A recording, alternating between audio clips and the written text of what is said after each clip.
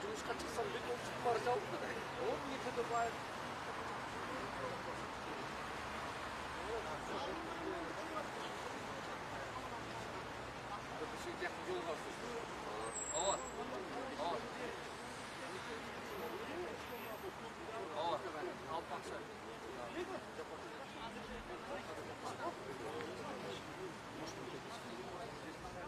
Altında akırım avını yaptım. Biz takmalı olur. Akıl meyli. Kutman gününüzдөр менен урматтуу Говорит мультимедиалык агенттигинин көрүүчүлөрү, азыркы тапта биз Алатоо аянтынан көз алып көрсөтөбүз.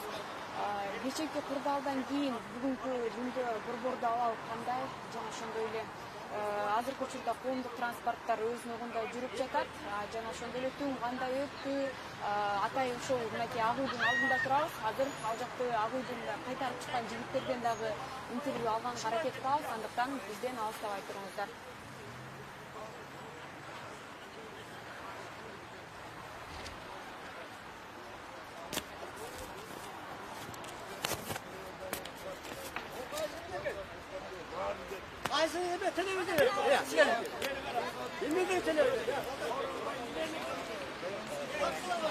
Урматтуу көрүүчүлөр, мынакей азыркы тапта биз ак үйдүн алдында турабыз. Бул жакта таң атканча көз ирмебей ак үйдү кайтарып чыккан жигиттерден интервью алабыз. Саламатсыздар жигиттер? Саламатчылык. Кандайсыздар?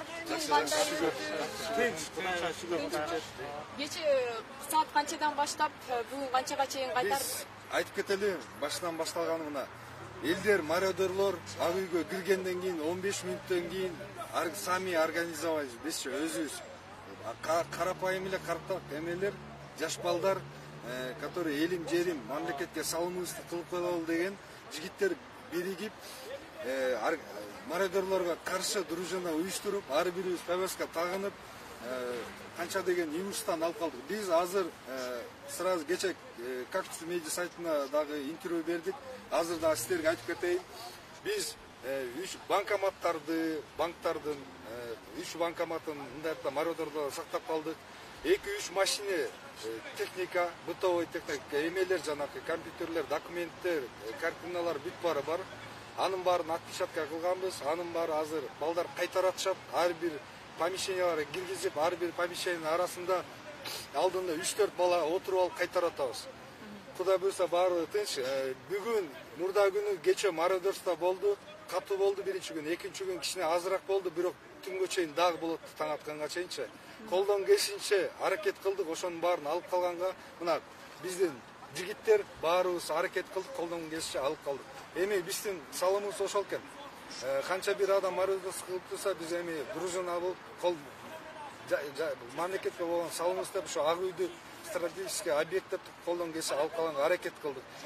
Биздин жигиттер андан сырткары ак үйдүн 3-чү этажында өрт чыкканда өздөрүнүн колу менен өчүрүп калышты ошо өрттү. Өрттөгөн башка этаждар көтөрүлүп кетпесин деген ойдо. Өчүрүп калса ошо жетишти. Ошо биздин жигиттер, кийинкилердин азиз биздин. Жакшы жигиттер, сиздер да бир экөөс комментарий берсеңер, азыр ичинде абал кандай, кимдер бар, канча жигиттер кайтарды жалпысынан? Абал жакшы, 100 киши кайтарды. Мен атын саламат болот. Мен үйдөгүлөр да билбейт, что мен бияктан ата-энем айтып койду. Мен кече айтып коюш керек. Мен эме максатым Кыргызстанды, могу ак үйдү сактап бериш. Анан өкмөтүбүзгө айтарым, ынтымак, тынчтык, анан элдерге айтам, ак үйгө келбегиле, ак үйдө элдик дружина түзүлдү, кайтарып атабыз. Анан деген таңкы 6-8ге чейин, азыркыга чейин уктай элебиз, кайтарып атабыз. Ошон үчүн кыргыз эли менен сурайм, тынчтыкты сактап бергиле, ошол азыр түзүлгөнчө. Рахмат. Сиз да кошумчалап өтүңүз. Атым Айс болот. Биз ошо түн ичинде киргенден баштап яктабыз. Анан уже 2 күндөн бери аракет кылып атабыз. 100 бала барбыз. 100 бала ошо 100 бала чогулуп турабыз. Анан кээ бирде кече, например, оор абал болду, кичине жардам керек, физически биз жетишпей бараттык да. Обращение да кылдык, эме да кылдык, лидерлер бизди укпай атат да. Бияка мындай билбейм, партиянын кишилери келип айтып кетип атат, там мындай лидер келип кетти, тиндей лидер келип кетти. Ачык айтайын, жаштар 100 бала чогултуп турабыз. Бир лидер келген жок, бир лидер бизге поддержка берген жок да. Только жаштар турабыз. Мынаяктачы кече тепселенип да кетип аттык, балдар таякта жеп аттык, өзүбүз турабыз, өзүбүз эмесме. Министерство культурадан эжелер келди. Биякта ценный эмелерди алар чогултуп өзүлөрү кайтарып отурушат, балдарга бөлүп бергенбиз. Байкелерибиз бар, улуураак байкелерибиз да. Старшылар аларда мындай координировать этип айтып турат. Бирок ошо биз да суранышта лидерлерге эртерээк революцияны биз жаштар кылып берип атабыз. Жаштар кылып туруп, мунун баарын биз күтүп атабыз. Анан 2 күндөн бери мен тышкары бул ак үйдөн кечинде вызовдор болуп кетти. Дружина боюнча, шаар боюнча айланып чыктым шаардычы. Аябай көп тополондор болуп атат азыр. Эмне себептен мен жеке оюмча бул азыр лидерлер эч жакта жок. Народ өзү бири-бирин билбей түшүнбөй эле бири-бири менен ызычы салып атат да. Жаштар барып туруп тигин талкайбыз, муну талкалайбыз. Эме бизге окшогон дружиналар чогултуруп коргоп атат анын баарынча. Бул себеби лидерлер тияка барып туруп, эптеп революция кылып алды, анан талаш жүрөт да тиякта орундардычы. КТРК барып туруп талаш жүрөт, анан мен прокурор болом, мен там министр болом деп талаш жүрөт. Аны токтотуш керек. Себептен революцияны жаштар кылып берип атат. Жаштар кылды, жаштар шайлаш керек. Анан алар өзүлөрү отуруп алып бөлүшпөйчү, монда чүкө ойноп туруп бөлүшпөй, мен бул болом, мен тиги болом деп. Азыр даже бүт социальный сеть уже шылыңдап, акырындап баштады. Где можно подобрать свою должность депчи. Ал тура эмес да. Биз до конца турабыз. Биз комиссия түзүлүп, бияка ответственныйлар келип туруп, ак үйдү прием кылмайынча биз бияктан чыкпайбыз да. Ак үйдөн эчтеке чыкпайт, ак үйгө эч ким кирбейт. 100 бала список боюнча барабыз, 100 баладан тышкары эч ким кошулбайт, эч ким кетпейт бияктанчы. Анан бир эметебиз, менин атым Айбек Турганалиев, 1-май инициативный группаданмын, сиз демилгелүү группадан. Анан эң биринчи максат ушу канча күндөн бери турабыз бизче. Тамак аш маселеси кандай болот? Тамак аш маселесин бизге жардам берип атышат. Ага эч кандай эмес, элдер, карапайым элдер чайын, суусун алып келип берип атышат, тамагын алып келип берип атышат. Анан бир эле сөз бар. Шаарыбыздын коменданты Курсан Асановго ушул ак үйдүн как стратегический объект катары колдон келсе эртерээк биз өткөрүп берип, эртерээк бизден алып калса жакшы болмок да. Биз балдар чарчашты, 2 күн, 3 күн уктабай, бир суткасына 1-2 саат уктап алып иштеп атышат балдарчы, туруп атышат. Ошон үчүн эртерээк колдон келсе алып келсе биз аракет кылабыз. Мындай айтканда толук жакшы сактаганга. Рахмат. Мындай карасаңыз болот да, түшүндүм, мына ушундай эле абалда турабыз. Биздин элге айтып келебиз, жаштарга ак үйгө келбегилечи, пожалуйста. Биякта биз тынчтык, элдер, жаш балдар калды, ак үйдө эчтеке жок. Провокация кылбай келбей эле койгочу. Рахмат Гүлназ. Рахмат сиздерге. Урматтуу Говоритов мультимедиалык агенттигинин көрүүчүлөрү, азыркы тапта биз ак үйдүн алдынан түз алып көрсөтүп атабыз. Кечээки жана ошондой эле буга чейинки күндөргө чейин кырдаал кандай болгонду жана ошондой эле элдик кошундар чогулуп атайын мынакей ак үйдү кайтарып кечээ кандай окуя болгондугу тууралуу бизге айтып беришти. Жана ошондой эле урматтуу көрүүчүлөр, мынакей Ала Тоо аянтка эч кимди келбеши керектигин жаштар суранып өттү. Азыр бул жакта дагы бир канча адамдын чогулганын көрүүгө болот. Азыр дагы алардан интервью алганга аракет кылабыз.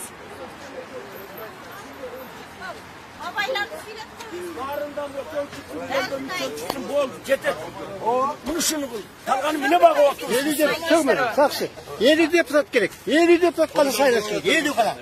Bu Kırgızistan kişiyle Kırgızistan. Yeni kalan deputat yeter. Кайсыл жактан келдиңиz? Ben Talas'tan. Buna aşağıda Качан келдиңиz? 3 gün oldu. Büyük atak. Атайы ушул Бишкекте окуя болгон үчүн келдиңиz. Üçün yana Soğranbay'dın görünmeni cetelep durup partiyaga cetelegenden namuslanıp geldim. Hem 80'e çıksam ölsem öleyim, yaş ballar kalsın deyip geldim. Ben Soğranbay'a kayrıldım. Soğranbay senin sovetliğin yakşı emez. 3 partiyanı çağıp salsan elimin zıçuğu olmaydı hele. 3 partiyanı koyuş gel sen ülkendi mine Ceyhanbek'targa bergen mi Kırgızistan'da dedim. Ben kayrıldım hatayı. Bunu şehirden bunu cetelep gelip saldırdı. Milisalar şunun kişisi oldu. Bütün bu jettekiler şu vurdu. Kalgan elde zorduktadı. Ösbilgenin kıldı. Mınakей азыр абал тынчып калыптыр. Абал жакшы. Аксакал катары кандай? Эми мен айта турган сөзүм, жанагы Жээнбековдун колдогон 3 партиясы биз аны өлтүрбөйбүз, камабайбызса сыртка каршы төлөсүн. Кызуу чээрин кызып гана. Туура аксакал. Экинчиси калган мынерге келген бир эмир болобу, президент болобу, ушулардай кыла турган болсо даргаса турган элдин астында kol koysun. Закон Закон Бул киргизsin. жакта мындай 2-3кө бөлүнүп кетип атышпайбы? Ошо Bölünbeyt. Beri калгандары kara. өзүңүздүн пикириңизди Bizden айтыңыз. kündük düştükte böyle Kırgız bir elbiz. Жок, Bunu koyatı bölgen kişi yok Kırgızstan'da. Hiç bölünbeyt. Ben Cetobus'ta kıdırgan kişiyim. жок, партияларды айтып атат. Yeni partiyanı kim bölüp atır? Partiyanı mı nerede okudun? Dermiyetler bölüp Doktor atır. bölüşüyor da. Hatay. Bunu 16 partiye girip alıp içinde eski kara kadiller var. Uşular seni betine karmap koyup köşegönün arkasında ittik kılgan uşular. Buna 30 yıldan belki biz yarım kılım döktüstük. Soyuz taraganda biz egemendi olganda tuğurgan bala 30'ga çıktı. Oşa bugün deputatga dağı presidentke jaradı. Biz eskinin barını yok kılış gerek. Жаңыларды koyuş gerek. Жаңыларды koyup atkanda boynuna çoğuttuğu merseni takış gerek. Mına bizdeki katındı bir talak verip koya örgende koya örüp atı uşunu zuyat. Bizde zakon yok. Өзүңүз тааныштырып койсоңуз. Ben özüm Kırgızstan boyunca Aksakallar Bakay Qoğumun töregasımın, Toktobay Satayip'min, ve korku turgan yerim yok, şunday ayta vereyim. Hıntımak bolsun bari. Hıntımak akıl bölünbek ile ben aytarmışım. Bir yanlardan baş bir yandan kol çıkaralım. Ошол эметт келет. 50 гана депутат керек. Калганын кетирсек, 50 гана депутат кетир. Өлкөдөгү саясий кырдаалды талкуулап жаткандыгын көрүүгө болот. Бирок жалпы алганда азыр Ала Тоо аянтында абал тынч, коомдук транспорттор өз калыбында жүрүп жатат.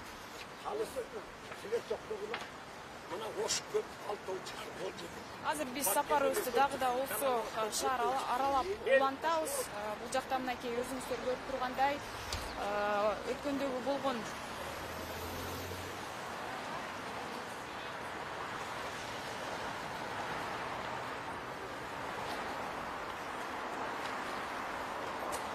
буга чейин мынакей күч түзүмдөр менен наразычылык акциясына чыккандардын ортосундагы кагылышуудан бир канча автоунаалар дагы талкалангандыгы бизге маалым. Азыр мынакей борбордук аянтта ак үйдүн маңдайында мынакей машинанын күйүп кеткенин дагы көрүүгө болот.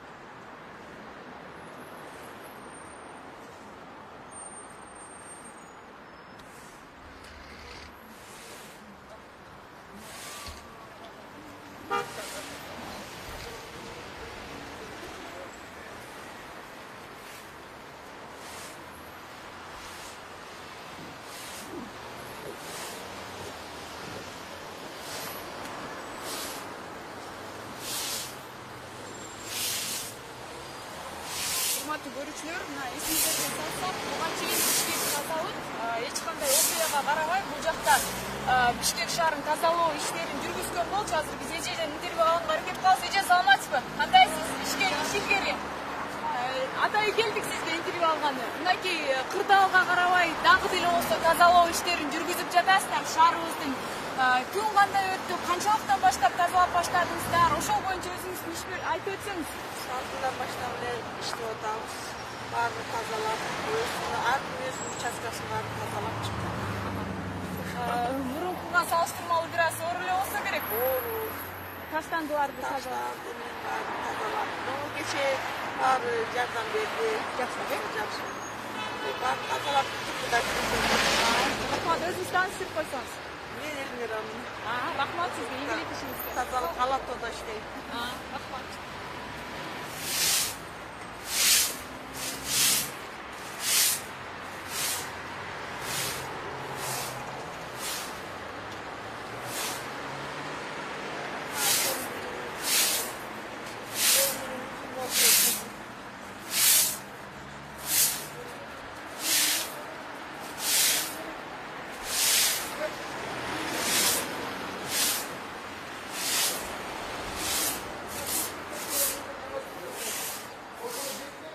Көргөндөй Алатоо аянтында айрым камактануучу жайлар жабык экенин көрүүгө болот.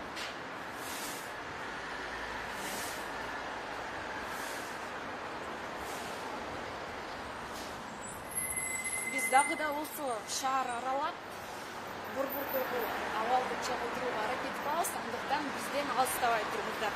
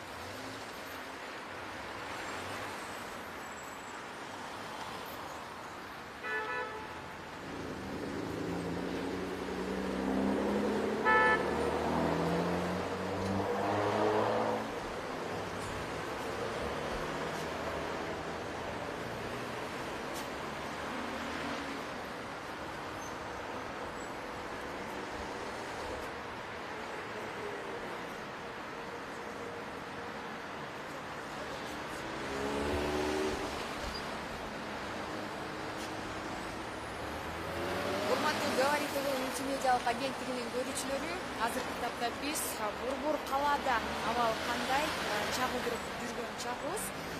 Учурда Алатоо аянтта абал тынч экенин байкоого болот. Коомдук транспорттар өз нугунда жүрүп жатат.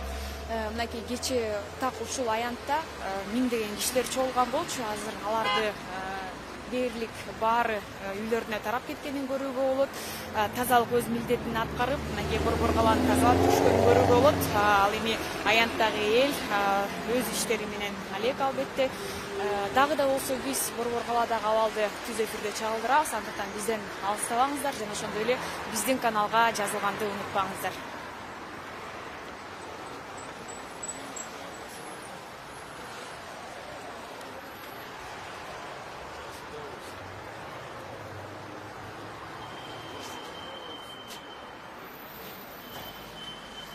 Саламатсызбы агай? Биз азыр мынакей кечээки кырдаалдан кийин бүгүн Борбордогу аянтты чагылдырып жүрөбүз. Абал кандай, эл тарадыбы? Кечээки түн кандай өттү? Сиз өзүңүз кайсыл жакта болдуңуз?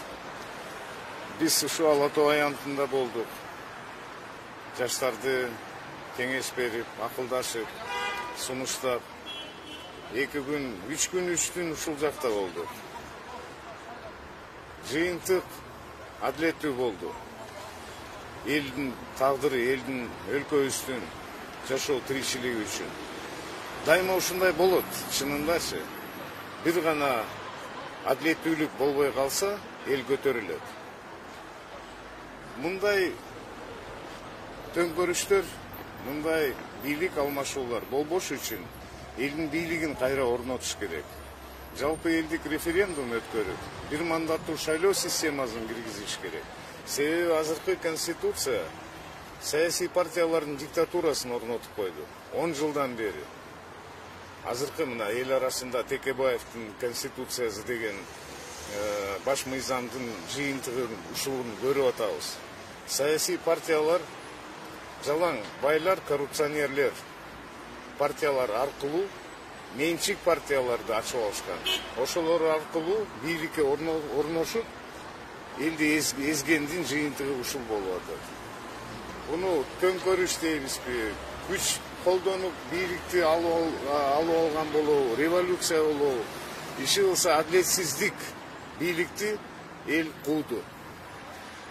Мына ел колдоп Садыр Жапаровду көтөрүп, бийлик эмес, тартип үчүн убактылуу бул акция.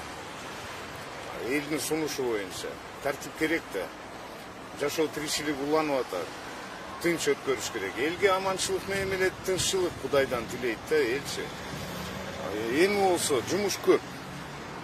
Мыйзамды өзгөртүш керек. Мисалы жаңы конституция, элдик конституция деп биз талап кылып аткан соң, 2 долбоору тең бар. Раматылык Мукар Шалтаков Шолпонбаев иштеп чыккан конституциянын долбоору бар. Экс-спикер мыйзам чыгаруу палатасынын жогорку кеңешинин төрагасы болуп иштеген. Ковидтен, пневмониядан кайтыш болуп калбады. Бирок бизге тапшырып кеткен жаңы конституциянын долбоору. Ал биринчи варианты, экинчи вариант Дастан Исламович Сарыгулов иштеп чыккан конституция бар. Экөөндө тең элдик курултай каралган. Элдик курултайды орнотуш керек. Эл бийликке кайра келиши керек. Бийликтен эл көзөмөлдөп, отчет талап кылып, бийликти көзөмөлдөп, контролдоп туруш үчүн элдик курултайды орнотуш керек. Өзүңүздү тааныштырыңыз. Менин атым Тыныбек Меймоналиев, жазуучу болом. Рахмат. Чоң рахмат. Урматтуу көрүүчүлөр, мынакей биз азыр Ала Тоо аянтынан кечээки болгон окуялар боюнча, кечээки кырдаал боюнча пикирлерди чогултуп, борбор калабыздагы абалды түз эфирде таанышып жүргөн чагыбыз. Азыр биз дагы да болсо сапарыбызды өкмөт үйгөсү улантабыз, андыктан бизден алыстабаңыздар.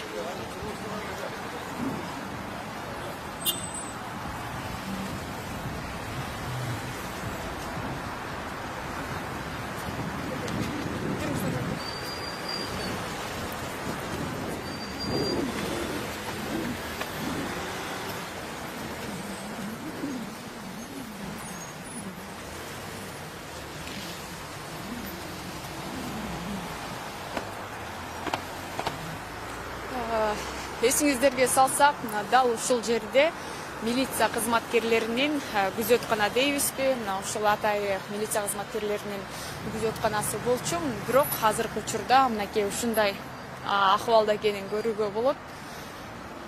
Шаарда азыр күнгөн унаалар, мына ушундай өрттөнгөн дагы атайы бир темир. Бирок кантсе дагы борбор кала таштанды дан, жана ошондой эле тазалык кызматкерлери иштеп жатканын көрүүгө болот. Бирок ошол эле учурда мынакей ушундай акыбалда калган күзөткана дейбизби, айтор ушундай окуяларды дагы кездештирүүгө болот.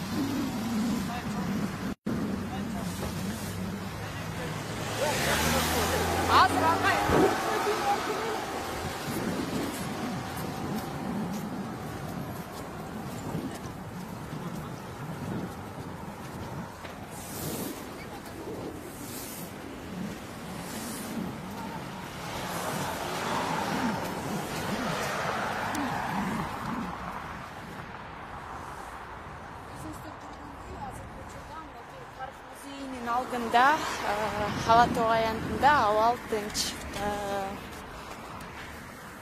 Жарандар күндөгүдөй эле тиричилигин улантып жатканын дагы көрүүгө болот. Биз дагы да болсо азыр өкмөт үйүнө бара жаткан чагыбыз. Ал жакта абал кандай таныштырабыз.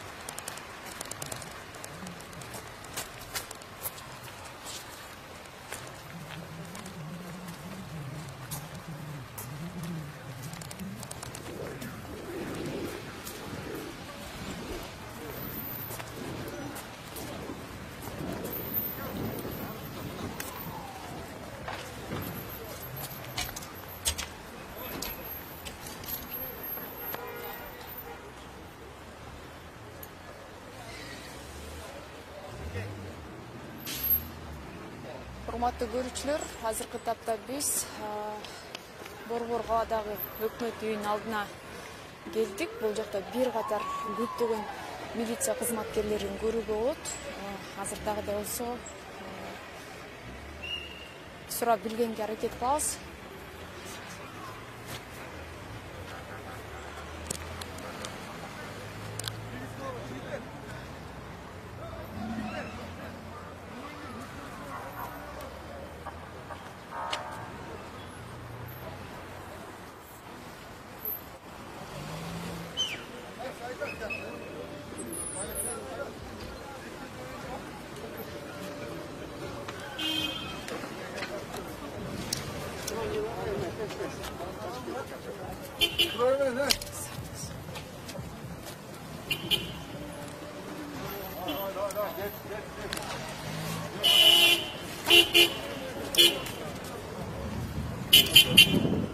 Бул жакта милиция кызматкерлери катарга тизилип, өкмөт үйүнүн алдында турушат.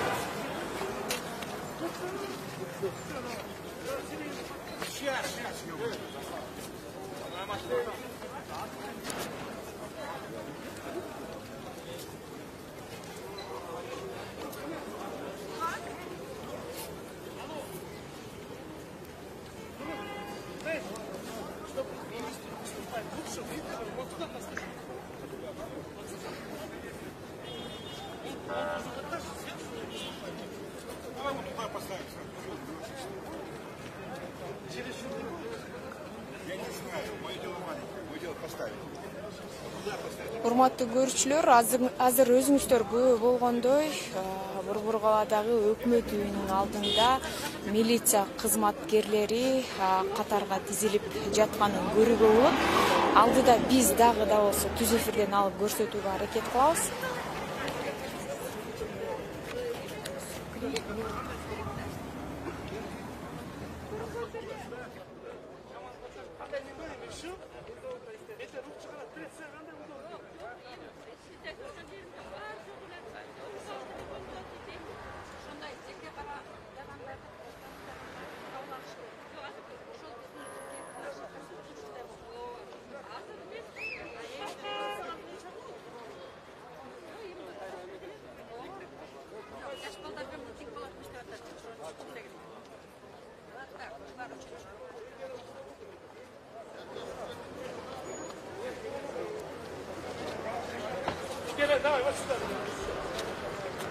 Hoş olduk çok mu?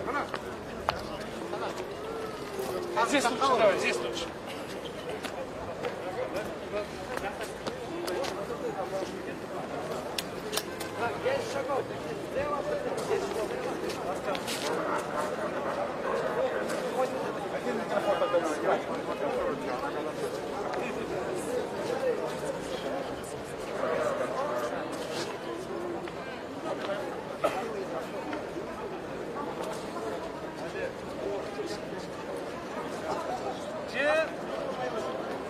Nedir ey?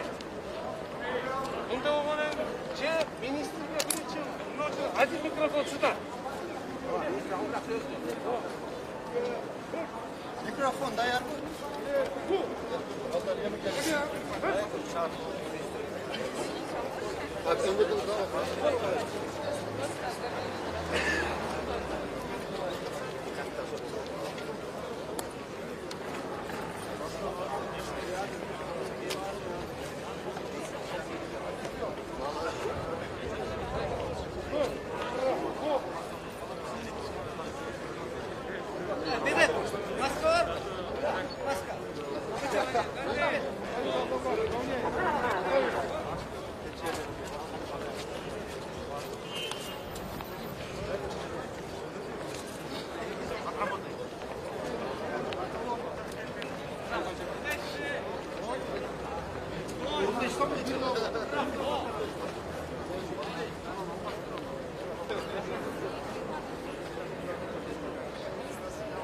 Ayten. Tonik.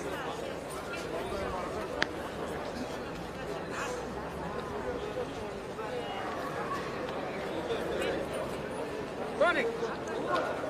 Ayten.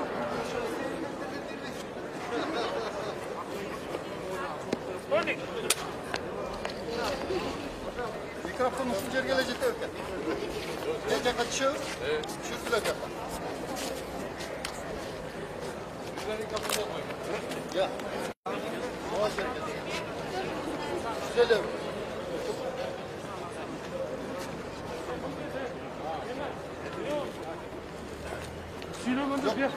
Süleyman'ı bir yaktan tut, bir yaktan atmak sürgünü, salondaşkan oturma. Ana, başına alıp koyalım mikrofonu, dinle orada. Mikrofonu alıp koysan oynama.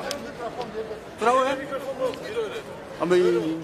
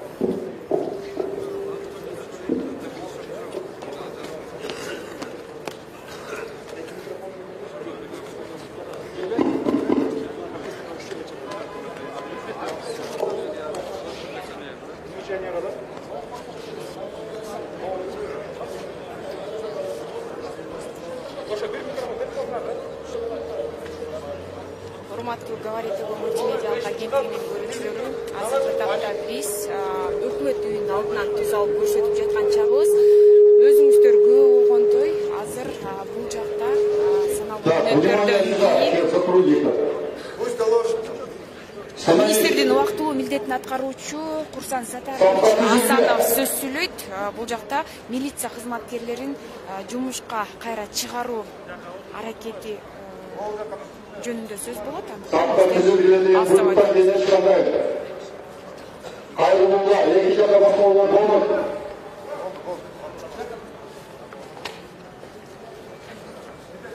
Жалпы команда сол орнадан ал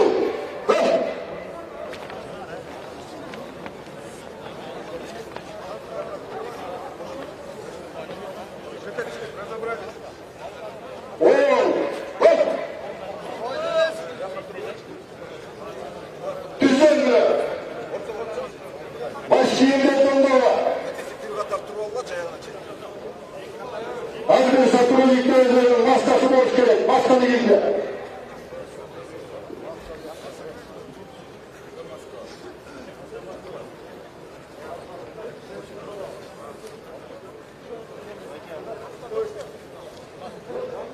Orman bölgesi seçti.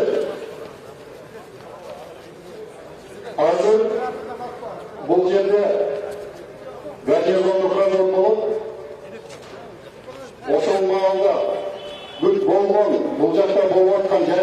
ұлыңыздар барлық беріліп жатқан бұйрықтар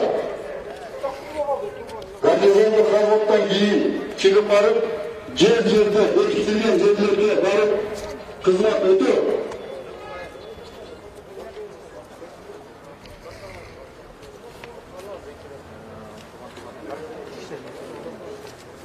Бардық құрамы өкімет алдына чогулуп алар бардық өзүнүн ишине кириши керек экенин Ички иштер министрлиги талап кылып атышат. Бул жерде азыр биз Алмаз Орозалиев Ички шаардык ички иштер башкармалыгынын башчысын көрүп турабыз. Ички иштер министрлигинин орун басары көрүп турабыз. Бардык ички иштер министрлигинин курамы чогулуп, милиция кызматкерлерин жумушуна кайтаруу тууралуу азыр бир канча сыналуудан кийин Руслан Сапарович Асанов сөз сүйлөй турганы бизге маалым болду. Андыктан дагы да болсо түз эфирде алып көрсөтөбүз. Бизден азырабай туруңуздар. Бул жакта өзгөчө курдалуу учурунда ички шаардаган Алмаз Орозалиевди дагы көрүүгө болот.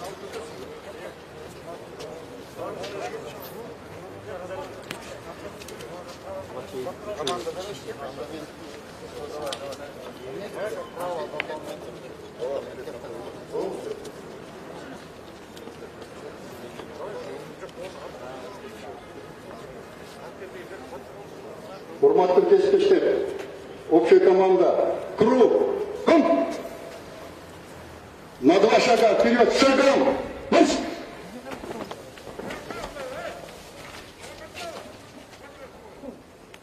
Так, круг, ком! Выровнялись! Чуть, готовы, Так. Азыр урматтуу кесиптештер, саламдашуу болот бул жерде. Саламатсыздарбы жолдоштор дегенде. Саламат, жолдош, генерал.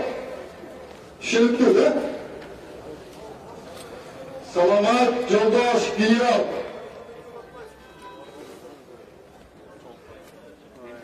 Түздөн. Түздү.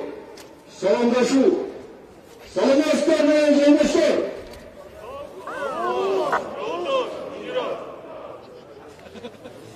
Аябаймаша. Чүй, Бишкек, сырымнан учуп калса, дагы бир жолу. Саламатсыздар менен жолдоштор.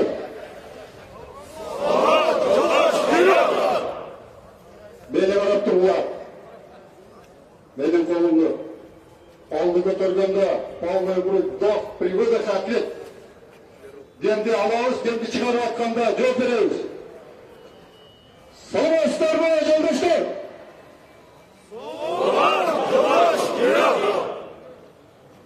Внутренняя войска, не торопимся.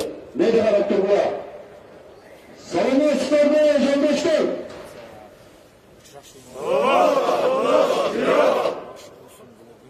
Жарайт. Эркен тур.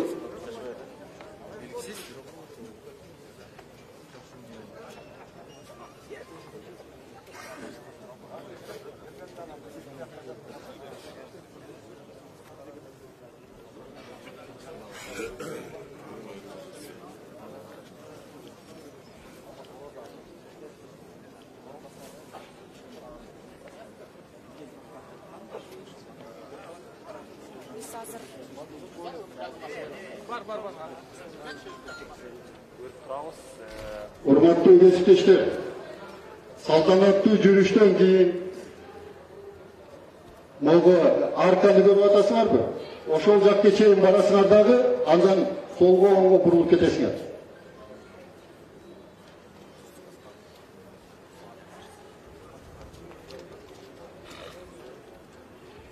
Анан дагы урматтуу кесиптештер, бүгүнкү мамлекетте биздин мамлекетибизде болуп аткан кырдаалды көрүп турасыздар.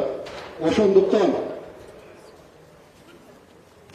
башчылыктар, жер-жердеги жетекчилер өздүк курам менен, анан ошол өздүк курам менен бирге чогуу ДМде элдик кошундар менен жумуш алып барууга даяр болуңуздар. Her bir eldik koşundun tizmesin, döndenen tizmesin çoğultup, instruktaş ötkörüp atkanda, konkrettүү түрдө ар бириңерге өзүңөрдүн алдыңарга койгон задачаларга карап, элдин коопсуздугун сактоо үчүн задачаларды койгула. Урматтуу көрүүчүлөр, азыркы тапта биз өкмөт үйүнөн түз алып көрсөтүп жатабыз. Бул жакта Ички иштер министрлигинин толук курамы чогулуп жатат. Эсиңиздерге салсак, буга чейинки кырдаалда милиция кызматкерлери 2 күн ишке чыкпай калган. Ал эми бүгүн мынакей бардык милиция кызматкерлери чогулуп, элдик кошундар менен биргеликте коопсуздукту сактоо үчүн, коопсуздукту көзөмөлгө алуу үчүн азыркы учурда ишке кайтуусу тууралуу бул жакта сөз болуп жатат.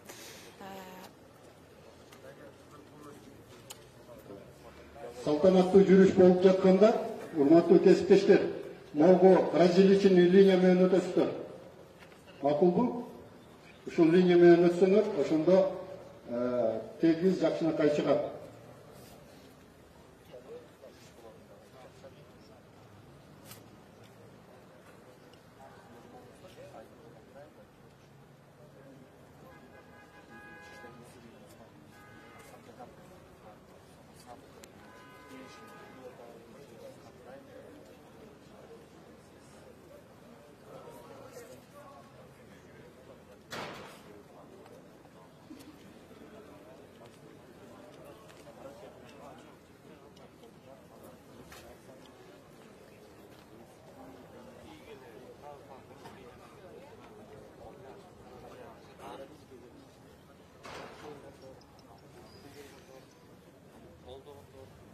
Азыркы учурда бул жакта салтанаттуу жүрүш дагы боло тургандыгы айтылып жатат.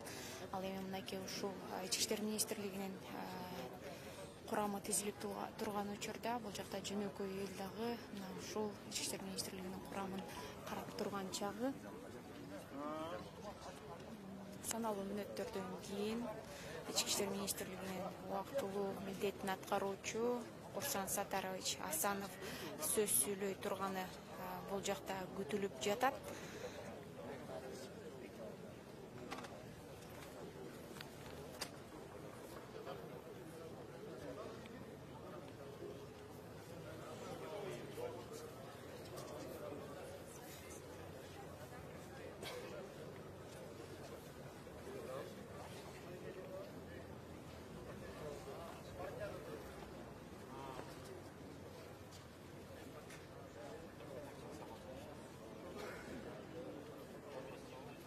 Урматтуу жетекчилер, дагы бир жолу сиздердин эсиңиздерге салып коеюн.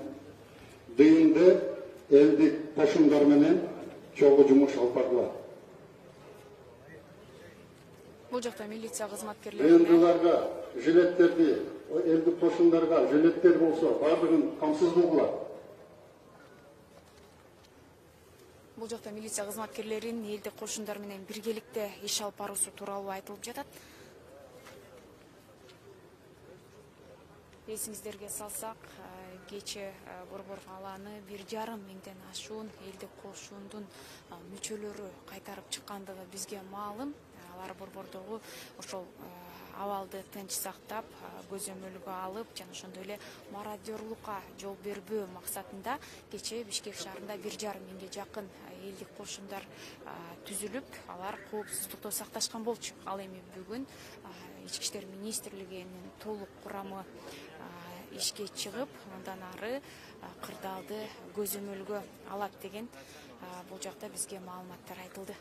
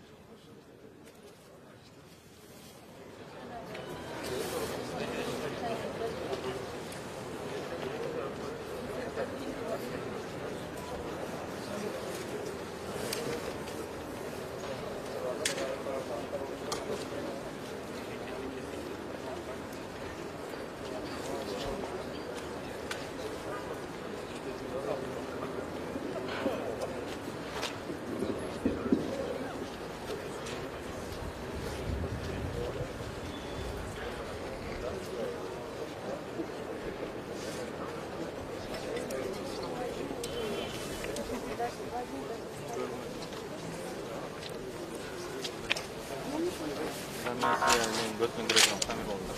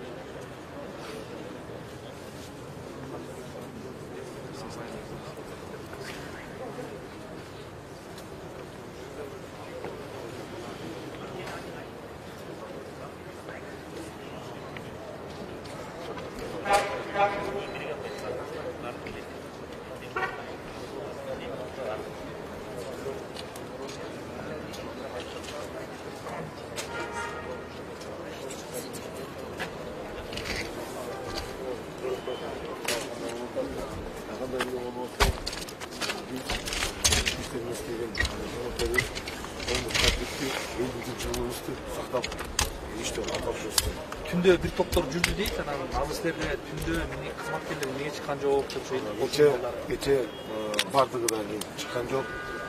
Ошон үчүн биз бүгүн балдардын баарын ошо кызматкерлерибизди ошо чогултуп, дагы бир сыйра нускамаларын берип, биргеликте биздин элдик кошуну менен биз эл менен ишти алып барабыз.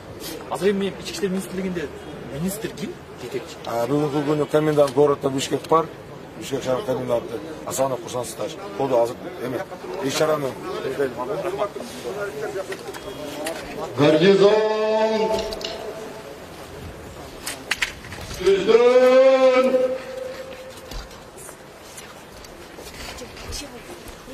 Түзгүн Түзөнү Ортого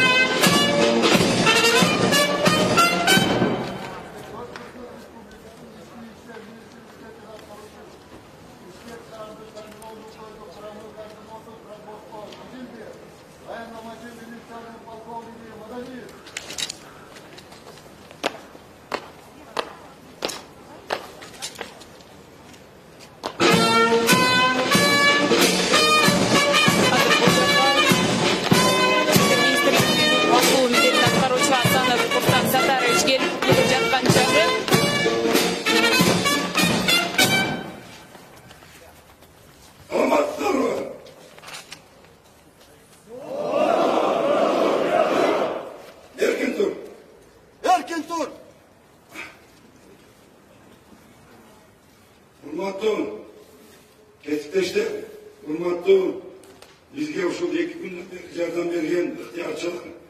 Birinciden, bizde özünüzler bilesiniz, 4. oktyabr günü Жалпы Кыргыз Республикасы боюнча жогорку кеңешке талапкерлер болуп, шайлоо тандоо күнү болуп шайлоо өткөн. Бирок 5 октябрь күнү шайлоонун жыйынтыгы менен бул шайлоо кандай өткөнүн баарыңыздар билип, биринчиден калыстык, чындык болбогондуктан биз көптөгөн адамдар өзүнүн нараатчылыгын билдирип, тынчтык митингине чыгышкан. Тынчтык митингинин учурунан кийин провокация жүргүзүлүп, бийлик тарабынан эл арасы менен милиция кызматкеринин арасында натыйжасында шүбөсүнө келип чыгып, мына бүгүнкү ушундай абалда турат. Бүгүнкү күнү баардык күч органдарга, айрыкча Ички иштер министрлигине, жөнөкөй сержанттан жетекчиликке чейин, генералга чейин айтам. Биз дайыма биринчиден баш мыйзамга ылайык элге кызмат кылышыбыз керек. Эң реформанын башаты дагы, жөнөкөй жүрүүнү дагы, кандай учурда, кандай абалда эмне кылуу керегин keçegi bizdin 2005, 2010, 2020 жылы бұл тәлім болды. Ошондуктан барлық жетекшілерге, жерлерге, райондағы, областағы, ошондой эле сектордагы аппарат, ушул жерде тургандарға айтам. Бардығына бүгүнкү күндөн азыр учурдан баштап толук кандуу өз милдетиңерди аткарышыңар керек. Биз бул жерде турган биздин тынчтык митингге чыкканда бир дагы күч колдонбошу керек. Биздин милдет, эң негизги милдет коомдук тартипти түшүндүрүштөрүн жүрүш керек. Өз элине ок аткан, өз элине ит менен куудурган, өз элине күч менен аракет кылган акыбети жакшы болбойт. Ошондуктан мен азыркы учурда ички иштер министринин убакыт орун милдетин аткаруу учурунда бардыгынан талап кыламын. Эгерде кечеги күндү унутушубуз керек, бүгүнкү барак жаңы баштабыз керек. Менин позициям ар бир ак кызматына карата бааланыш керек. Кимде ким эгерде азыркы жүргүзүлүп жаткан саясатка эмес, иш аракеттерге туура эмес болгон болсо, анда өз эркиңер. Бирок мен как министрдин орун басары, министрдин милдетин аткаруучу катары силерге так айтамын. Мурун кандай иштесек, ошондой иштеш керек. Кечеги мен өз башымдан өткөн кээ бир сотрудниктер, кээ бир жетекчилердин атына киргенде мен сөз берем, бардыгын уnuттум. Ар кимдин жүрөгүнө, ыйманына койдум. Бир гана кыргыз милициясы деген бул сүймөнчүктүү болуш керек. Биз ошондой болуп, ошого татыктуу кызматкерлер өтө көп. Айрыкча жетекчилерге кайтып кетем. Бул жерде турган полковник званиясына турасыздар. Форма кийип турабыз. Сиздер мага карап түзөлбөшүңөр керек. Сиздер өкмөткө карап түзөлбөшүңөр керек. Сиздер ауылга карап түзөлбөшүңөр керек. Сиздер бир гана ушул жерде турган эл мыйзамдуулукту тутушуңар керек.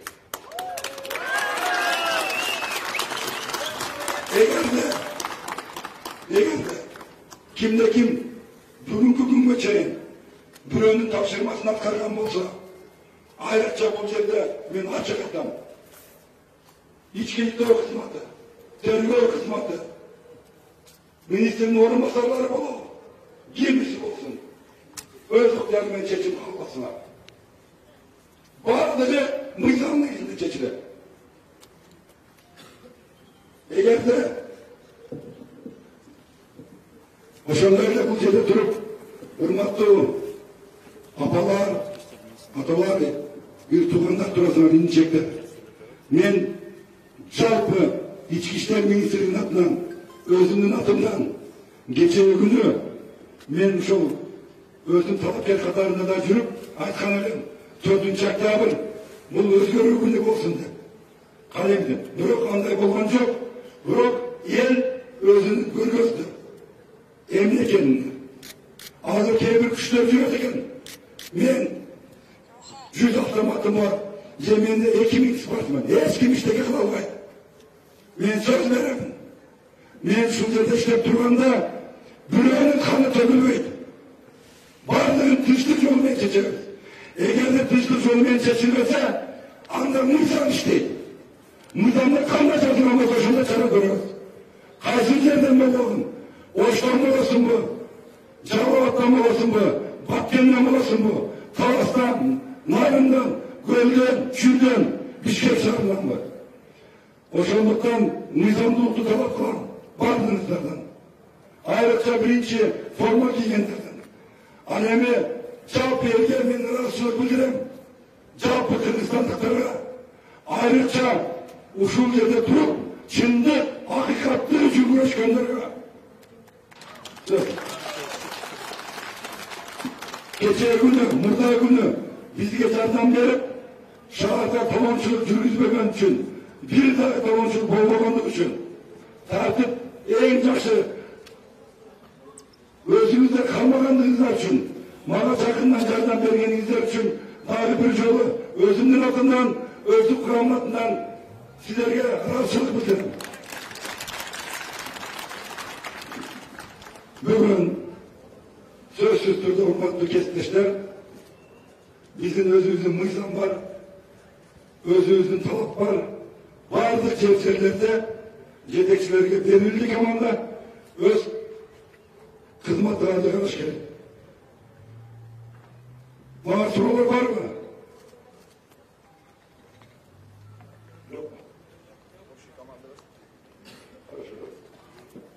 Андай нерсе, урматтуу кесиптештер, менин бир калгоным бар.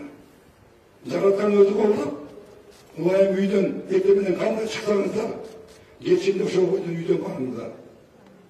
Жалпы жергебизге, жалпы кандай гана улут жашасын. Биз биримдиктүү болуп, ынтымакта, жергебизде тынчтык, туруктуулук болуп, биз ак кызматыбызды кылайлы. Сиздерге ийгилик, бар болуңуздар, аман болуңуздар.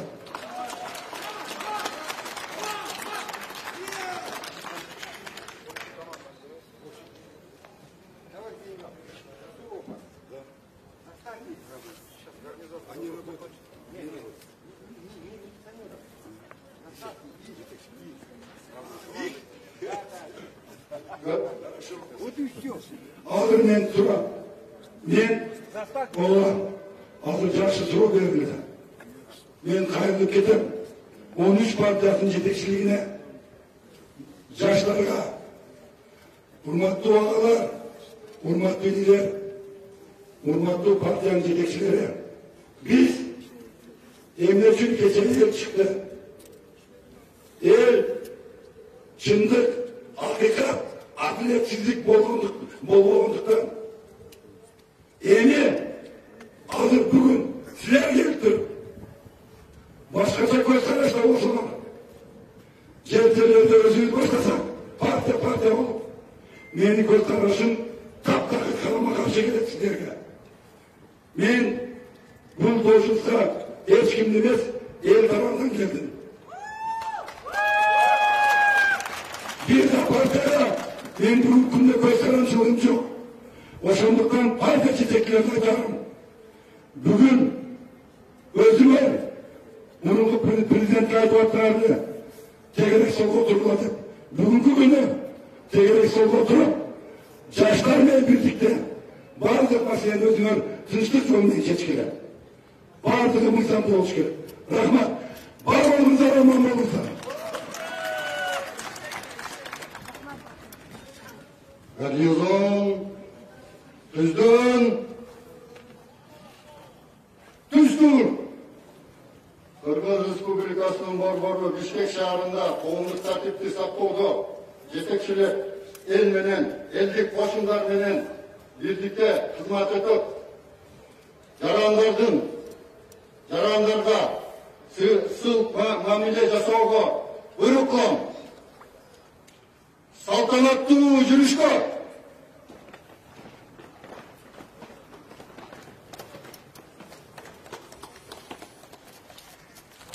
роталар боюнча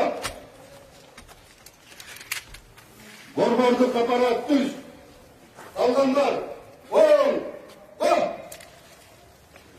бир сызык чертип барылып,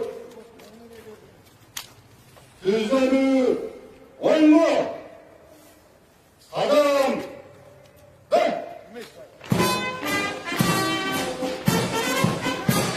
Урматтуу говорит мультимедиалык агенттигинин көрүүчүлөрү, азыркы тапта Кыргыз өкмөтүнүн алдында Ички иштер министрлигинин курамы жүрүш, салтанаттуу жүрүш жүргүзүп жаткан чагы белгилей кетсек, Ички иштер министрлигинин курамы бүгүн ишке чыкты.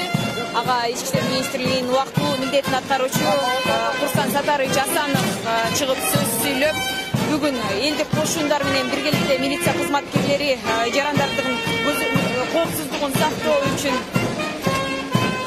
элдерге сылык мамиле кылуу менен ишке чыгуусу тууралуу сөздөр айтылды.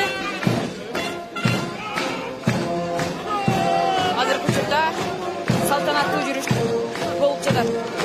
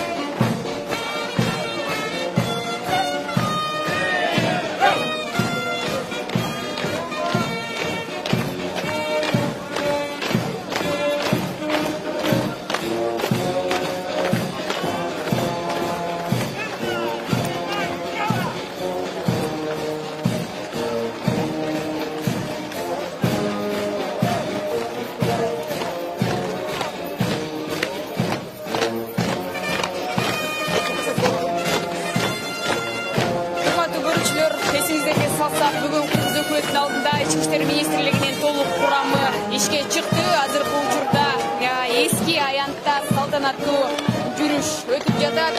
Бүгүнкү жүрүштө Ички иштер министрлигинин убактылуу милдетин аткаруучу Курсан Сатарович Асанов сөз сүйлөп, анда милиция кызматкерлери бүгүндөн тарта коомдук коопсуздукту сактоо керектигин жана ошондой эле элдик кошундар менен элдерге сылык мамиле жасоо менен иш алып барышы керектиги тууралуу тапшырмалар берилди.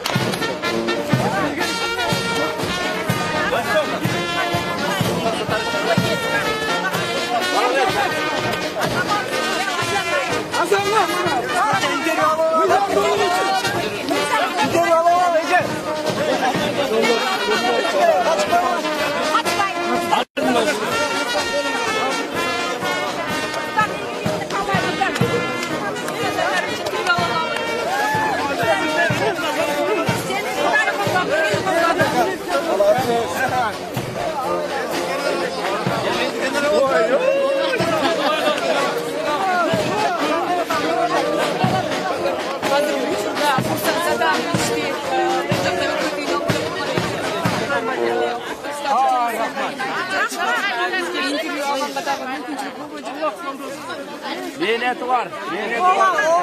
Молодец. Молодец. Kuday var eken Kuday.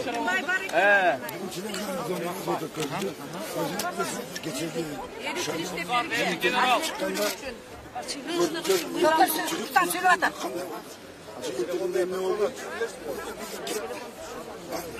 O şunun içinde de İçki İşleri Ministerliği dahi bir kıyın aksak kaldı. Ama cintinin görürsünüz bakıyorum.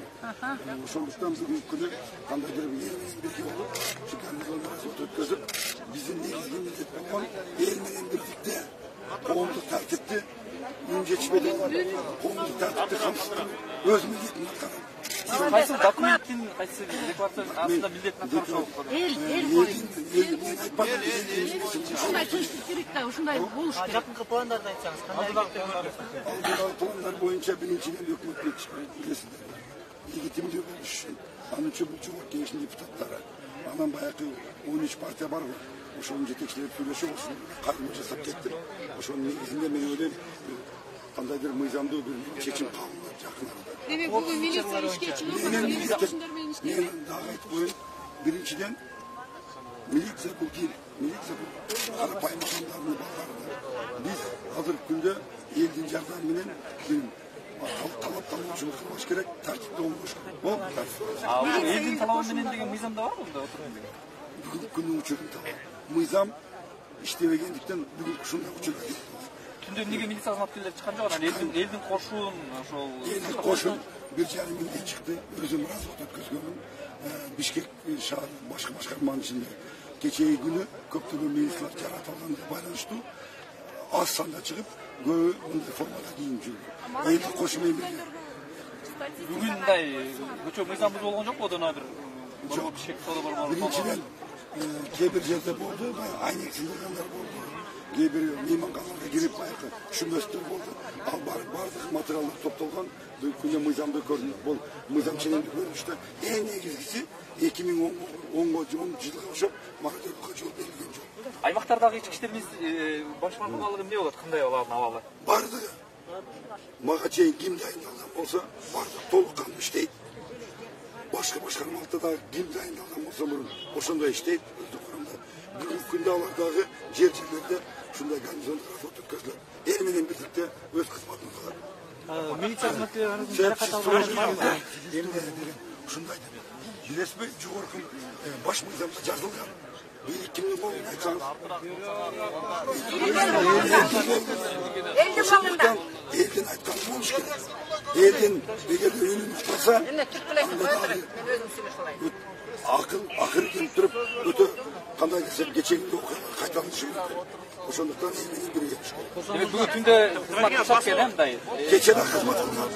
Бирок көпчүлүгү чыккан эмес, жаратылып, көпчүлүгү үйлөрүнө кетип калышкан. Канча жактан айтасыз? Жок, бүгүнкү күндө бир гана милиция кызматкерлери эмес. Азыр мен ушул жерден чыгып эле 4-больницага барам. Ал жерде биздин жарандар бар. Жарандар. Ошондуктан мен ойлойм, бардык эң негизгиси жаман окуя болгон жок. Относительно сотрудников у вас нет? Жана жолдо жүрбөй патрульдер кийимдерчи. Ошолорго бир эме айтып койбойсуң мындай. Иллюстрация болбой, байки бардык бала берип отурду. Мындай болот. Жок, ата чересчур кеңче. Мен дагы сөз берем. Менин азыр туруп турабыз. Мен дагы ошондой карапаймын. Менде любимчик болбойт. Мурункулар жетекчиге окшоп, Кашкарга окшопчу. Бардыгы кызмат кандай өтөгөн болсо, жогорулаш ошондой болот. Бул биринчиден. Экинчиден, эми айткандай, биринчи биздин милдетибиз реформа деле бакырып жүрбөйбүзбү? Реформа могул жерден башталыш керек, анын жүрөктөн. Эң сылык мамиле кылыш керек. Жакшы. Ошондон кийин эл өзү баалап көтөрүп алат. Курсан мырза, Кашкар. Сөзүмө кошмасмысыз? Кашина, можно вопрос? Менин пикиримди айта албайм да. Сиздин пикириңизге салайын. Две ночи было неспокойно, и как вы будете? Что восстановить? Порядок на улице, вот 2 ночи было Ешким алдабайт, Кашкар болду. Асар ешким, эчкачан алдаган эмес эчкимди. Так что, отуруп жапкыла. Я в первом случае, это мы его который выполняет третий. Ben Kuftan'da 15 yaşından beri tanıyorum. Sadakan geteyim dedi. Ne becerege jardan beri, ne becerege kolu sungan jigit. Bu жалған нәрселерге hiç kaçan boyu sunbam. А кто эти люди, которые вот в эти ночи пытаются громить? Откуда? Есть такие, по-моему, не по-моему, есть у нас информация, которая есть заинтересованные группировки. Но я их предупредил, если такие люди будут, мародерство или что-то будет, мы будем видеть конкретный шаг на основании закона.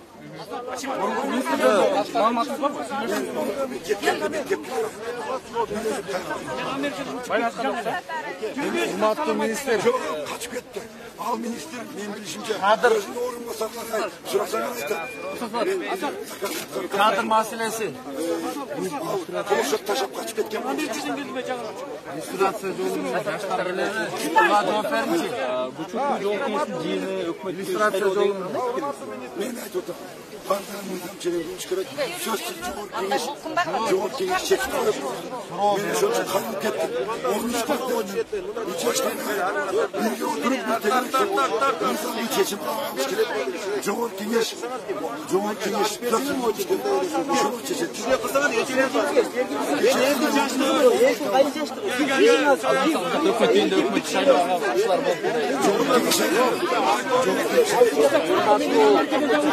bo'lib Korrupsiyani görüyorsunuz.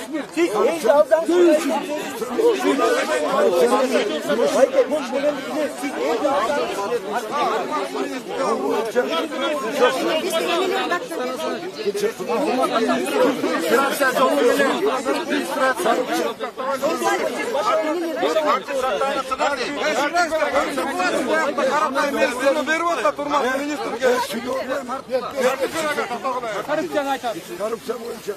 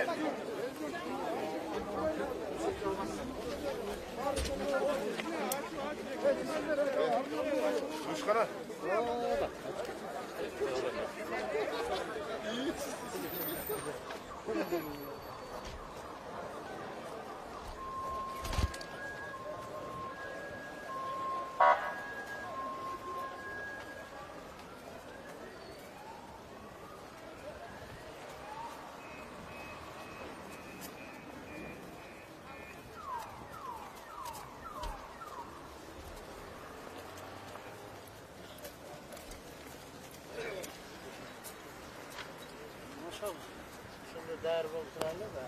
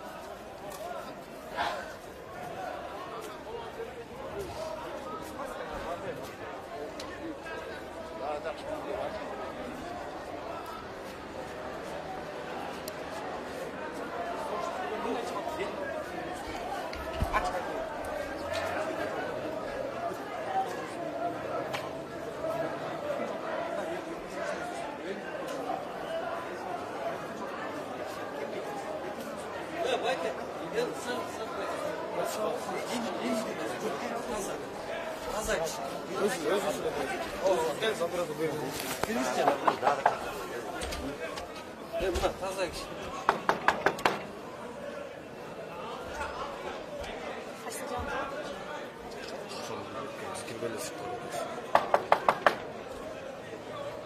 Düz efendim verseniz de bakışlar.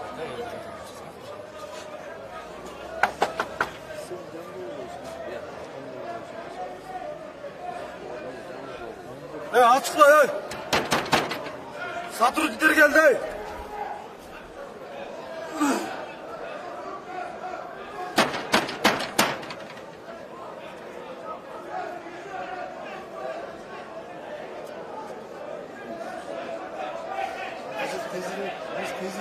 Biz hazır özümüzün aksakalını направление var. Айтпаса, күндү чакай. Тезирээк болуп, мен күндү похоронум келди. 3 күн атам коюп келди.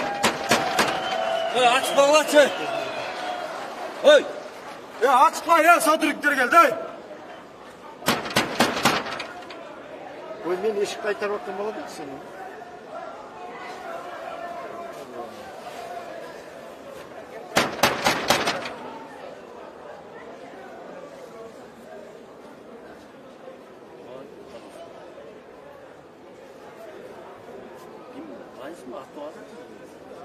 Бизге окшогондой болду. Аттарын билеткен. Açıkla Satürkler geldi. Açık bolgaçı балдары. Cidden Satürkler pressalar geldi. Girgisi pressalarda. Ya bu жерде açık болсоң 2 kişi. Ya liderlerge 2 kişi geliptir, çıkırıptır oşolar. Gel açtan. Ne bu telefon men süйлөшчү. Açtı süleşeli. Жоқ, açtan girmeydi echkim süleşeli. Pressa geldi desem de. Pressa geldi açma olsun yüzüne. Pressa geldi de. Ya gel dostum açtan men жаңы эле эшикти түйүнө кайтарып турган балдармын. Açtı emmi. Açık koyчу. Men олда Pressa geldi mына жерде азаттык. Экеле киши.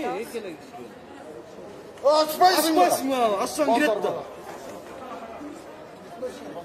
Жигиттер алдына кылганга туура эмес азыр. Жоқ, бек маяктан кириш керек.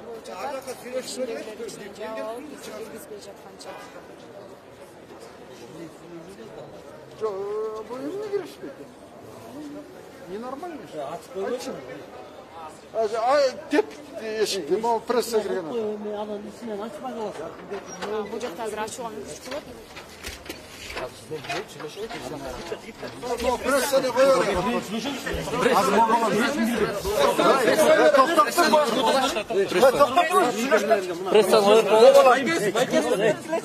Men lider çıkar. Pressa ver. Sen gir içeri. Pressa. Otur. Onu girişsin sen aç. Men. Sen gir.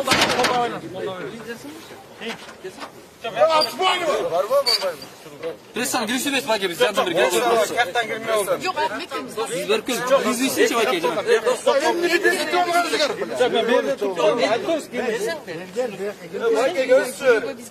Koyuver pressana. Beni koyuver ben girmem. Pressana. Ya ben girsem sen giderken Bizde Nursat Suragan'dan elli gelgende bir girsen ne? Bu da sen Ben yaşlarım ben. Ne istiyor? Hani ben de arıyorum sanırım. Allah çizer. Koy dediğin bu tarafa pressalar girsin. Sen presslar ben girmeyim. Pressa girdi. Ana bizge aytat. Aytat ana bizge. Pressalar girgisiler. Ana aldı dakika var ki buna. Atmayın gel. Atmayın söyleyin.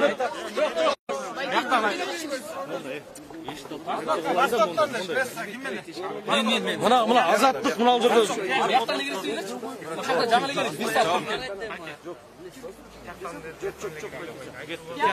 Yok, eline kıyısıyız. Bak eline kıyısıyız.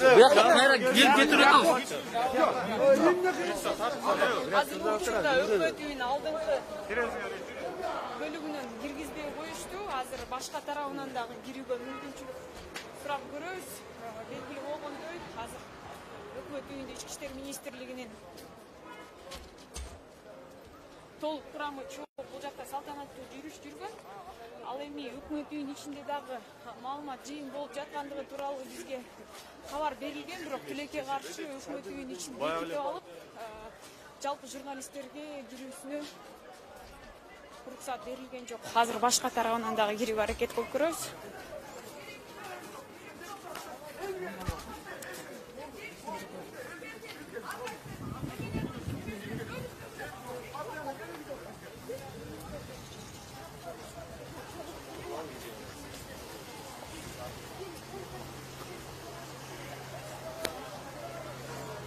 Бул тарапта дагы көптөгөн элдердин чогулуп турганын көрүүгө болот.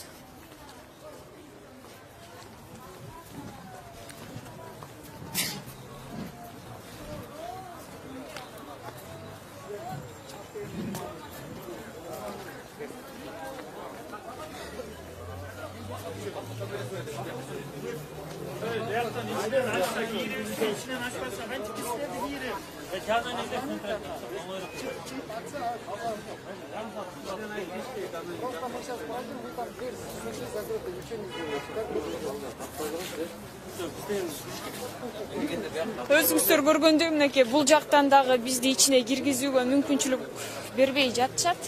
Азыр кайрадан башкы кирүүчү эшикке барганга туура келип жатат.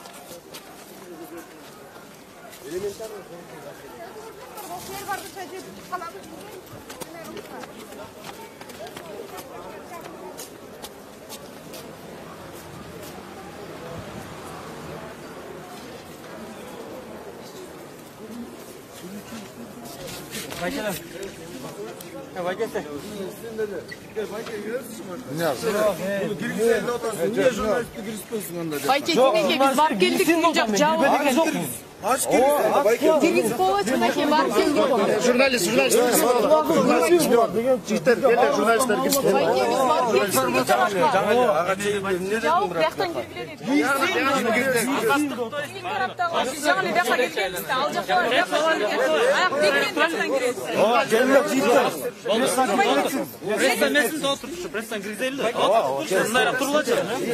Мындайраак Gel aç bir kola mevcut hem mevcut süreç çıkandan gel aç bir kola aç bir buna hakem ne iş ne olacak arada da salamçı senin kişiler de bakta zantalı lan girgiset kaldı sen özün kaç eşik taş olur birbirine dokunlar. Azatlık var azatlık bizlik anam gavarit var.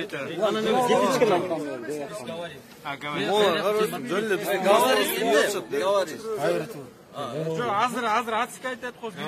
Азаттык. Журналисттер жигиттер, элдин эмес. Журналисттер эле кирсин.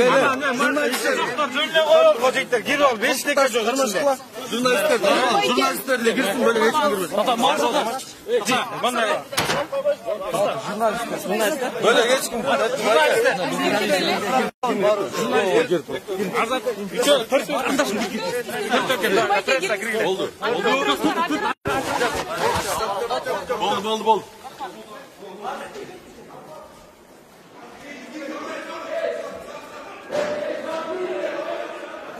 өкмөтүнө мүмкүнчүлүк болду.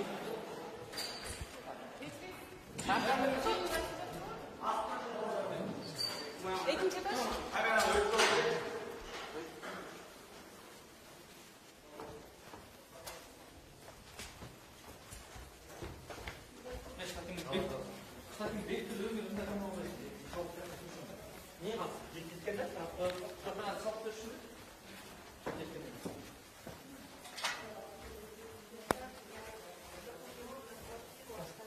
Şimdi o da cin.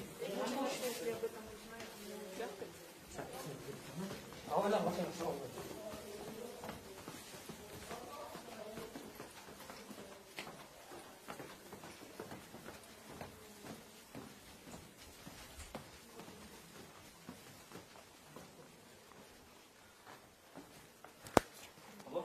Ben içine gidip.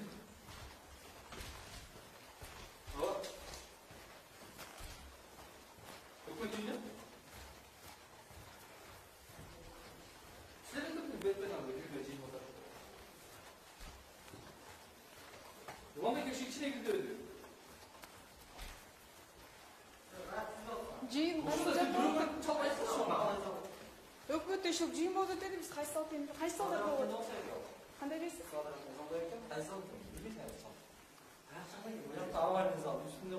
Эки залда тең болот дагы. Жок, кайсы залда болот? Ошо таза. Айнап жүрө бересиң, фотода. Сурап көрө элесиз. Пресс-центрдеги жабык экен. Квадратный зал бул каршы текстен чалсаң, премьердин немеси. Авальный зал бияқта, малый зал үстүндө. Бекит, эметач, бекит. Статистика. Статистика.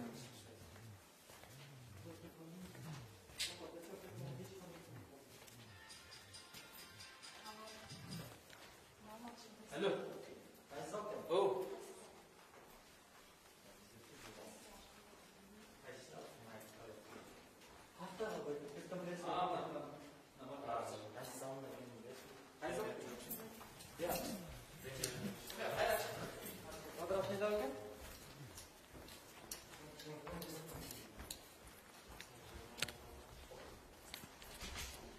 Кечиресиз, көрсөтүп койсоңуз кайсы жагын?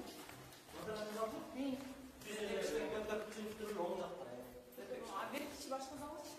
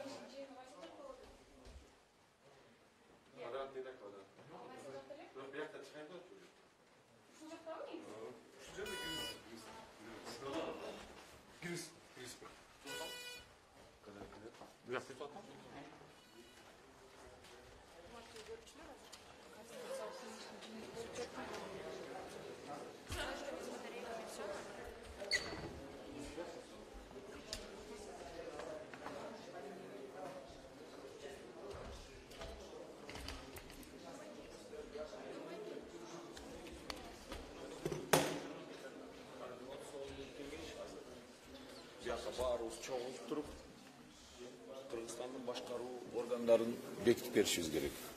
Өкмөт кандай болот, курамы кандай болот, анын баарын деген биз өзүбүз жасай албайбыз да. Ошон үчүн деген ушул бүт саясий күчтөрдүн баарын деген Кыргызстанды деген оңдойбуз деген кызыктарлардын баардыгын чакырып туруп, ошентип азыр убактылуу жетекчилерди коюшубуз керек. Убактылуу.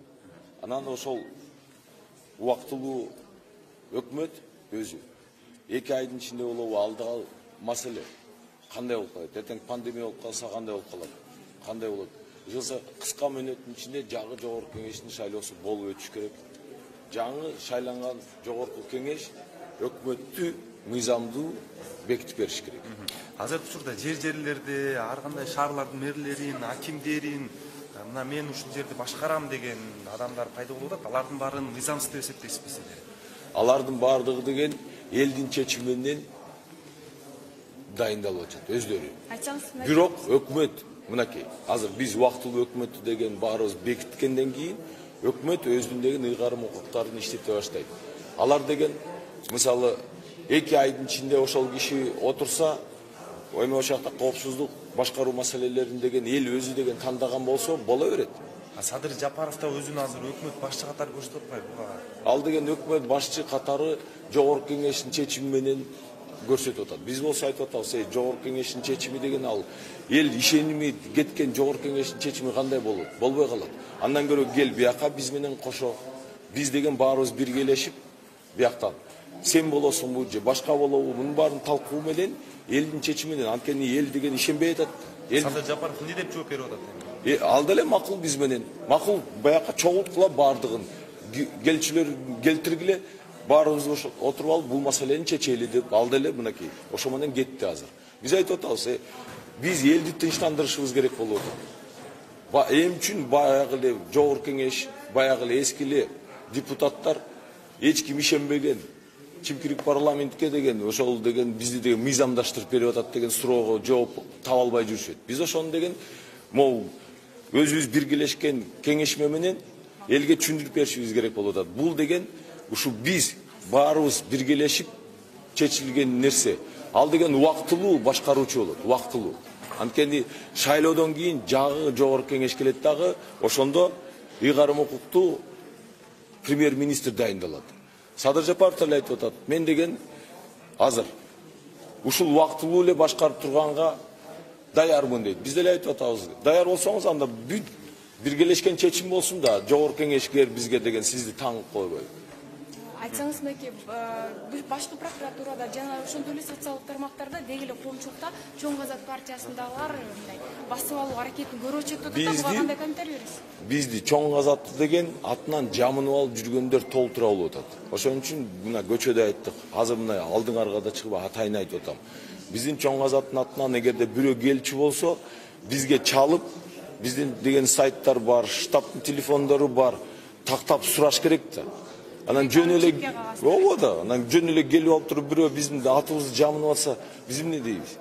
Биз билбеген кишилер болсо, биз деген эч кимди эч жакка барып басып ал же тиги бу деген бизде андай жок. Мисалы мен лидер катары эч кимге андай деген буйрук берген эмесмин, эч кимди деген жөнөткөн эмесмин. Башкы прокуратурага кече Сыймык Жапыкеев башкы прокуратурага элдин деген талабы менен барды. Эл суранды. Биз деле айттык, Сыймык Жапыкеев сен бар ошол жака башкы прокуратурага кирип, 10-жылкыдай болуп өртөнүп кетпесин, кагаздардын баары жоголуп кетпесин, ошонун баардыгын көзөмөлгө алып туруп бекитип кой. Ал деген ошол жака кирип, сотрудниктердин баардыгына айтты. Ишиңерди жасагыла, так жасагыла, анан баягыдай болуп кетпесин. Координациялык кеңеште дагы Адахан Мадумаров жана башка саясатчылар чогулбадыбы? Ага элдер эскилер чогулду деп каршы болуп атат да, ошондо бөлүнүп атпайбы? Ошон үчүн биз аларга айттык, туугандар, силер бизге келгиле бияка. Мынакей, таза. Биякта бул жакта кимдер бар? Биякта мынакей, Ордо партиясы отурат, Мекен ынтымагы отурат, биз Чоң Азат отурабыз, мынакей Реформа партиясы отурат. Мекенчилдер биз менен өз убагында кол коюп, мынакей азыр ушул Садыр менен ушундай түшүнүшпөксүздүк болуп атат. Калгандан баардыгы мынакей ачык го. Биз деген эч кимден жашынган жокпуз, эч кимди бияка киргизбей аткан жокпуз. Ачык мына келгиле, отуралы баарыбыз. Биз аларды күтүп отурабыз. Келеби, келбейби ошол маселе болду. Эми үчүн бияка келбейт, биз түшүнбөй атабыз. Түшүнбөй атабыз. Ачык да келдисин да. Баарыбыз отуруп алып туруп бияктан деген чечели да.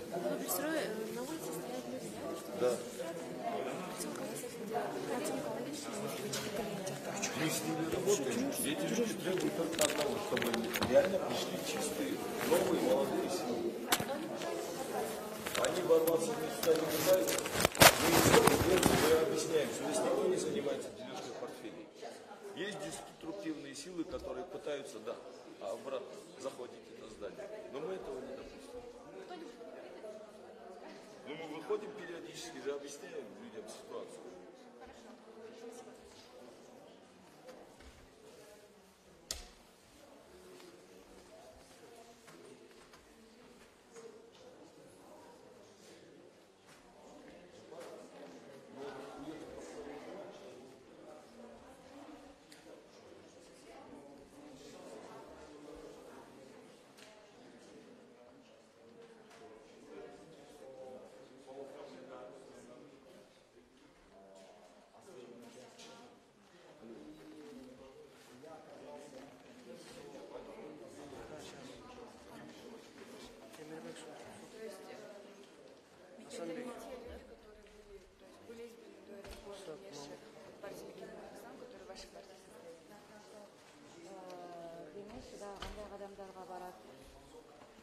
Координациялык кеңеш болгондо мындай болуш керек да, биз бешинде болуп өткөн окуя боюнча канча деген балдарыбыз отурат.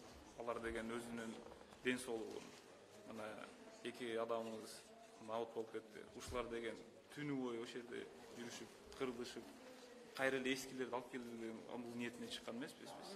Биз бардыгыбыз эң биринчи чыкканда элдин талабы бул шайлоого каршыбыз деп чыкканбыз. Андан кийин каршылык бара барып туруп ушул бийликтин кетүүсүнө келди. Кетүүсүнө келгенден кийин азыр кече чыгып алган саясатчылар келип алып, азыр ар кайсы жака топторду түзүп алып, биз бияктан координацион совет, тияктан координацион совет деп түзөбүз. Биз бияка таңында келдик. Анткени бул имаратты сактап калыш эң биринчи парз. Анткени өкмөттүн баардык жана документтердин баары ушул жерде. Ушу айтмакчыбы эң башкы штабы болот. Эгер биз бул талкалайсыз канчасы келди мынакей. Ордо чоң казат биз баарыбыз бекенин ынтымагы ушул жакта балдарыбыздын баары ушул жерде турдук. Мына ушул жерде туруп эч кимди киргизбей. Ошондо да өтүп баратып талпы айнектерге ташыдык деп атышты. Ушул нерседе биз элибизге түшүндүрөт. Бизна кече деле түнчүндө келишти. Билбейм кимдин балдары, может уже тиги Жапаровдун балдары келдик. Биз өзүбүз чыгып алып, биз деген народный дружинабыз. Кагылайын элин тийбегиле деп. Биз деген эме 3 суткадан бери ушакты кайтарып отуруп, биз өзүбүздүн алсыздандык да биз. Биз айтабыз, биз только жанагы народдук кыймыл деп. Кечене реформаны жибердик, Каралпара жебизди, мына Жаныбаев бардык эл топтогула. Кече Курсан Асафовго барып келдик. Түнчүндө чыгаргыла, 1,5 миң инструкция берип келгенбиз.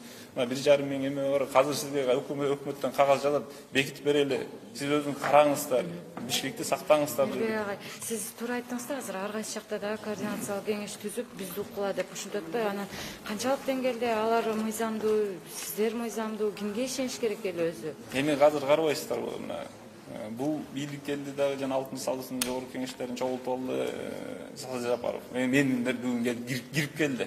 СГОлор мага баш ийгиле деп. Биз айттык, кандайча? Сиз кирип келдиңер, СГОлор баш ийгиле деп. Эртең деген азыр бир күч келет. Дагы ошо депутаттардын эле колун көтөрүп алып. Алар да кирип келет. Эртең дагы бирөөсү кирип келет. Анда бул көрүнүп турбайбы?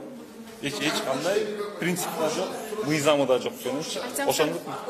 Эмне себептен саясий күчтөр бир кепке келе албай жатчы? Биз саясий күчтөр бир кепке келгенде биз баарын чакырганбыз бияка. Элиңиздер деп. Анткени саясий күчтөрдү мындайынан карап көрсөңөр, берки саясий күчтөрдүн жүздөрү болуп, жаңы жаш балдар кетип баратат. Арттарында кайрылып ошо саясатчылар туруп алды да. Анан кийин биз азыр айттык, мынакей. Атамекен Жанар мырза, биз өзүбүз чалып атасак, келгиле. Мынакей кеченки коомдук бирикмелерге чалдык, мына айтып интернет аркылуу кайрылдык, телефондорун чалып атабыз. Кеченки дагы площадьта да түзүлгөн, дагы бир элдик кеңеш депчи. Ошол жактан дагы айтып атабыз, келиңиздер деп. Мынакей түнчүндө Ак үйдү алып атканда деле мен списогум деле бар. Аерден деле саясий кеңешчи мен төрө кылып шайлап берди. Биздин максатыбыз ошо Ак үйдү алып калыш керек болчу. Аякта 25 кишинин негизинде ал деле саясий кеңеш түзүлгөн. Могу бийликти сактап калалы, талкалабагыла айланайын, кагылайын, элим кыйкырып өкүрүп атып, ишин баарын талкалап, өрттөгөнгө чейин барып атат. Токтот. Ошондо жогорку кеңештин 67 депутаты добуш берүү менен дайындалган Садыр Жапаров демек мыйзамсыз. Биз азыр ошо могу саясий кеңештин негизинде алтын чакырылышты жокко чыгарып жатпайбызбы? Жогорку кеңештин чечимдерин баарынча. Жерден анткени элдик бийлик орнош керек. Азыр да мына сизге да жогоруда түшүндүрүп кетпедимби? Азыр да бир күчтөр чогулат. Алар дагы ошол эле депутаттардын добуштарын топтоп жүрөт. Мына эртең кайрылып ошол депутаттар добуш берет. Өзүңүздөр көрсөңүз, анан ким легитимный болот? Мына эртең гана өйдө жактан биз келебиз деп атат. Эми кагылайын элим. эл бүгүнкү күндө кандайдыр бир саясий амбициялардын күчтөрдүн негизинде бириккен эмес. Эл деген бүгүнкү күндө эмне керек? Тынчтык керек, татынакай стабилдүү өкмөт керек, жаңы күчтүү өкмөт керек. Ушуну бекитишибиз керек, дагы ишти алып кетишибиз керек. Мындан кийинки кадамдарыңыздар кандай болот? Мындан кийинки азыр дагы күчтөрдү чогултабыз, саясий кеңешти кайра чогулуп иш жерден принимать этебиз, дагы өкмөттү бекитебиз. Өкмөттөн көрөбүз биз дагы. Ушу саясий азыр социал-демократтарга чалдык. Атамекенге чалып атышат балдар, жанарга. Келгиле, сүйлөшкүлө, замандашы Жеңиш Молдокматовго айттык. Келгиле, киргиле, кече деле чалган Жеңиш мырза. Сен статьяга чогулуп атасың, каяктан чогулуп атасыңар? Бияка келиңиздер. Анткени деген биз деген өзүбүздүн кадрлар бар да, күчтүү инсандар. Алардын баары эчке чыкыр була меники, сеники деген бияка амбиция баарыныкы эле бар. Бирок дагы айтып атам, премьер-министрдики ушу саясий кеңештин мүчөлөрүнүн может бирөө да болбой калышы мүмкүн. Может өзүбүз кеңешебиздagi эң мыкты специалист алып келип отурсуп коебуз. Анткени азыркы күндө премьер-министрдин креслосы өтө кызыктуу болбош керек. Анткени технический правительство болот, 2 ай отурат, могу системаны кармап калыш керек. Болду. Бахана эле токтотуш керек. Ушул эле нерсени эле чечиш керек бүгүнкү күндө. Болду. Азыр биз жерден бул мен премьер-министр болом, тиги премьер-министр болом, мына бирөө айтат, Сапар Исаковду премьер-министр алып келебиз деп атат. Биз кеченки төңкөрүштү элибиз деген Садыр Жапаровду чыгарайлык, Сапар Исаковду чыгарайлык деген, Атамбаевду чыгарайлык деген ойлор менен келген эмес. Элибиз бүгүнкү күндөгү судебный система, талкаланган медицина, талкаланган билим берүү, адилетсиздик, ушул нерселерди токтотуш үчүн күрөшкөн. Бизге эркиндик керек, бүгүнкү талкалап бүттүңөр. Мынакей чыккандай жалаң жаш балдар чыккан. Көздөрү күйүп турган. Мына өзгөрүү керек деп. Түнү бою атышып, мушташып, эптеп ак үйдө түнкү саат 2:30 барып туруп базылган. Мына ушул нерсени жаш балдар кылган. Мына кече жаштар чыкты, биз кашыбыз эскилерге деп. Мен айтып атам, мына кече түнү мына ДНД азыр маякта волонтерлор келди. Ошо волонтерлордон биз саясий кеңешке киргизебиз. Кеченки чыккан митингге колдогондор биз жаштарды деген ошолордон да киргизебиз. Бир гана азыр биякта саясий партия тиги деген болбош керек. Ал эми координациялык кеңеш мыйзамсыз деген пикирлерди айтышпайбы бугачы? Эмне үчүн биз жогорку кеңештин чечимин мыйзамсыз биз таап атабыз. Эгер биз кадимки координационный советте биз президентство өзү легитимный болот да. Биз ушул кеңеш, бул элдик кеңеш. Эгер жогорку кеңешке таянып берки саясатчылар жүрсө, биз кадыр ушуну бекитебиз дагы, президентке кайрылып жасайбыз. Эгер президент ушул координационный советти мыйзамды чечип берсе, анда 100% бул чечим көрсөткөн премьер-министр мыйзамдуу болот. Урматтуу Говорите мультимедиалык агенттигинин көрүүчүлөрү, азыркы тапта өкмөт үйүндө Чоң Казат, Ордо, Мекен ынтымагы партиялары саясий координациялык кеңештин жыйынын өткөрүү үчүн башка партияларга дагы чалып жатышкандыгын көрүүгө болот. Алардын айтымында буга чейин премьер-министрликке дайындалган Садыр Нуркожоевич Жапаровду мыйзамсыз дайындашты деген дагы пикирлерин айтышууда. Азыркы тапта бул жакта дагы да болсо парламенттик шайлоого аттанган саясий партиялардын дагы мүчөлөрүнө чалышкандыгы тууралуу бизге маалыматтарды беришти, бирок алардын координациялык жыйыны качан боло турганы азырынча белгисиз. Биз азыр сиздер менен коштошобуз. Дагы да болсо Борбор калаадагы же болбосо өкмөт үйүндөгү урунттуу окуяларды түз эфирде чагылдырып берүүгө даярбыз.